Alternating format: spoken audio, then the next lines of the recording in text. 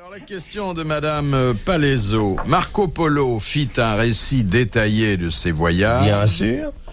Mais lorsqu'il décrivit la Chine, il oublia quelque chose d'essentiel.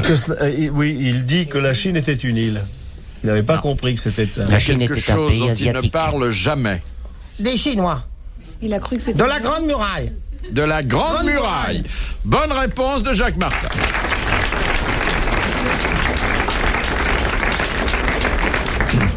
Or, nous avons un sinologue distingué en la personne de Monsieur Yann. Vous avez vécu combien de temps en Chine, mon bon maître?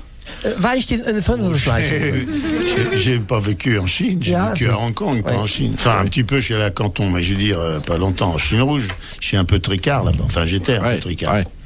Et les Chinoises Non, touche pas. Oh là, en Chine rouge, non. C'est en ferme. Moi, j'ai été 2 fois. Pékin, Shanghai. Elles sont belles? Faut pas toucher. Il y en a des belles. Si tu mets le doigt 7 ans à la poitrine et alors au reste, à perpète. Puis elles ont la peau tendue, si tu leur touches le nombril, elles ont les yeux qui se plissent. Elles ont que les yeux qui se plissent? Il y a de très jolies Chinoises à Hong Est-ce Kong. qu'on vous a dit qu'elles étaient vilaines? Ouais. Les Chinoises de Chine rouge, le peu que je les ai connues, n'est-ce pas? Elles étaient toutes habillées en homme. Il n'y en avait pas une habillée en fille. Elles avaient la casquette réglementaire avec l'étoile rouge et on avait du mal à savoir comment elles étaient fichues. Moi, celle que j'ai ramenée dans ma chambre s'appelait Robert. Et c'est très curieux parce que j'ai pu comprendre que les Chinoises, femmes, ressemblent étrangement aux hommes français.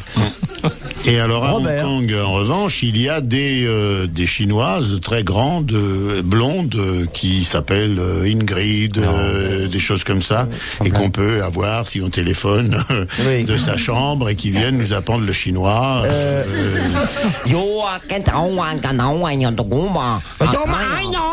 Comme ça, tu me fais mal. Parlez pas, vous, le chinois? Non. Non plus, d'ailleurs. Non plus, non. Non, tu parles bien le khmer. Je ne parle plus maintenant. Oui, bah, tu l'as écrit. Moi, je parle le mina, moi, c'est un dialecte togolais. De quoi? Le mina. Ah ouais? Trito.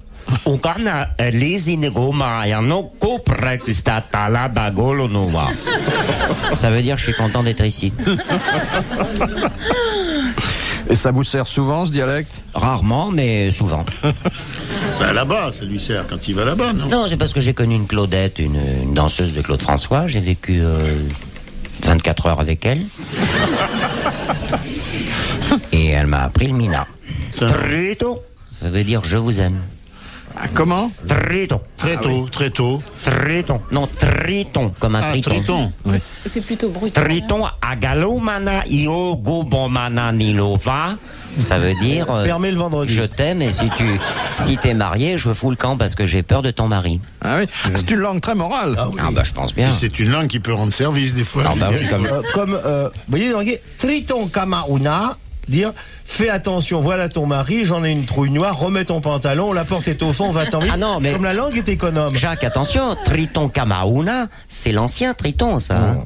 C'est l'ancien Mina. Mais on ne dit plus Triton Kamauna. Oui, mais alors, On dit Triton Kamanula Ayana. Ah oui, parce que tu dis ça parce que t'as perdu les dents depuis, mais c'est